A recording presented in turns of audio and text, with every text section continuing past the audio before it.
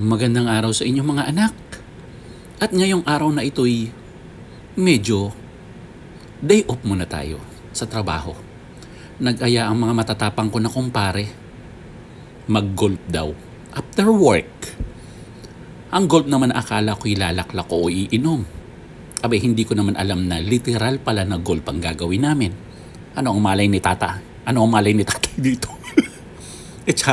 Tanging Chinese garter lang naman na nilalaro ni tatay. Pero sige na nga. Dahil alam ko libre to. So maganda ang place. In fairness. Top Golf Dubai. Okay, yan ang pangalan ng golf course nila dito. Maganda. So ayan mga anak, nasa loob na tayo. At kami ay nagpa-reserve ng para talaga sa mga matatapang na mister. So naka-VIP pa ang tatay nyo. Ayan, napakaganda ng tanawin mga anak. At talagang marirelax ka pagkatapos ba ng napakahirap na maghapon trabaho.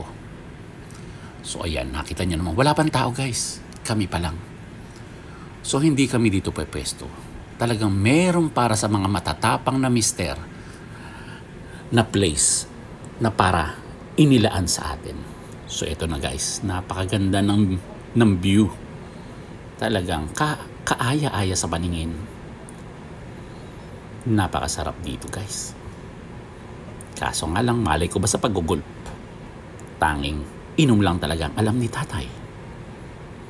So ayan, binibidyo lang natin para at least meron tayong remembrance. Napakaganda ng view. Ayan. Pero parang nagugutom na ako. Nasa na ba yung mga mokong? So ayan guys, ito yung ginagamit nilang mga batuta. Ewan ko kung anong tawag dito. Mga batuta na pamalo sa bola. Abay, malay ko ba dito? Ano to? Baseball bat. Baseball bat daw. Bahala kayo dyan. Malay ko dyan. So ayan guys. At dumating na nga ang ating pinakihihintay, ang unang bugso ng pagkain. Abay talagang nilantakan agad ni tatayan. Abay maghapon ako hindi kumakain. Talagang pinaghandaan ni tatayan. Kaya pag kami mga handaan mga anak, you know what to do. Huwag kumain at para maraming makain sa handaan. Ayan. Talagang nilantakan ni tatay lahat yan.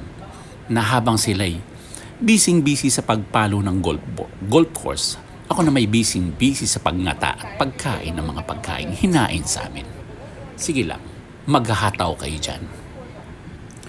Pero parang may narinig akong mag-aambag-ambag daw guys, mga anak. Mag-aambag-ambag daw sa lahat ng mga nakain. Abay, doon ako kinilabutan. Buong akala ko'y libre ang pagkain at inom na ito. Ngunit, nag-iba ang plano. So, tumindig ang balahibo ni tatay at eto, sa tagpong ito, tumayo na si tatay guys at lumalapit na ako sa exit. Gagawa na lang si tatay ng paraan para makatakas sa bigayan o ambagan. Ayan, kunyari, hinihawak-hawakan natin to pero ang totoo niyan, malapit na tayo sa exit. Ayun guys, tumatakbo na ako sa pagkakataong ito. buti na lang at nakatakas ako. Bahala kayo sa buhay niyo dyan. Sabi niyo libre ngayong bigayan. Ako yung uuwi na. So ayan guys, safe and sound si tatay. Na kahit nakainom at nakakain, nakapagmaneho pa tayo. Napakasarap ng pakiramdam ng makainom at nabusog ka nang wala kang binayaran. Galawang legend, kumbaga. Kaya't maraming salamat mga anak. Yan lang ang maituturo ko sa mga oras. I love you mga anak. Bye-bye.